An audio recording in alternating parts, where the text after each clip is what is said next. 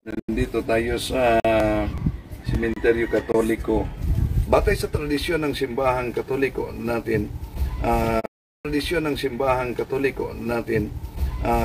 mula sa Pitsa 1 at Pitsa 8, inanyayahan tayo na magbisita sa mga sementeryo, manalangin para sa mga kaluluwa sa purgatorio. Pero nakita natin, nagiging bahagi na talaga, nagiging pamanhiin itong paglagay ng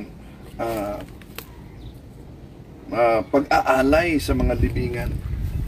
Mayroong nag-aalay ng ganito, may nag-aalay ng sigarilyo, ito.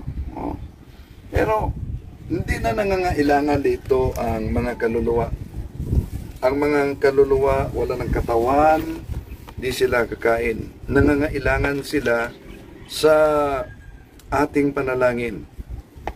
Bakit? Dahil ang purgatorio, San Marcos Kapitulo 9:49, isang apoy. Dadalisayin ang bawat isa sa apoy. Walang pagkakaiba sa impyerno. Pero ang impyerno, eternal damnation.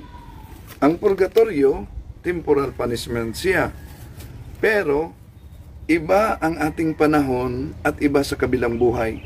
Dahil sa kabilang buhay, they are not bound by time and space. So, wala nang oras doon in eternity.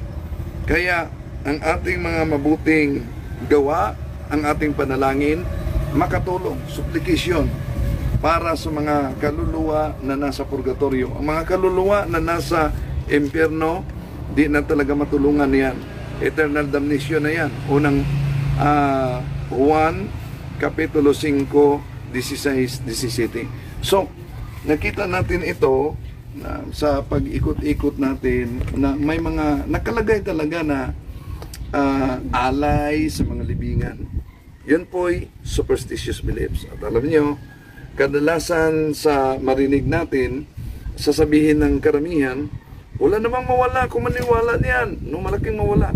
Catechism of the Catholic Church 2138, superstition is a total departure of the worship that we give to the true God. So, tigil po natin yung paglagay ng mga alay sa libingan. Di yan aral ng simbahang Katoliko. Ang aral na kinakalimutan ng karamihan, yung tinatawag na Gregorian Masses. Yung pagbisita sa libingan mula sa Pitsa 1 hanggang Pitsa 8. Yun ang dapat nating gawin.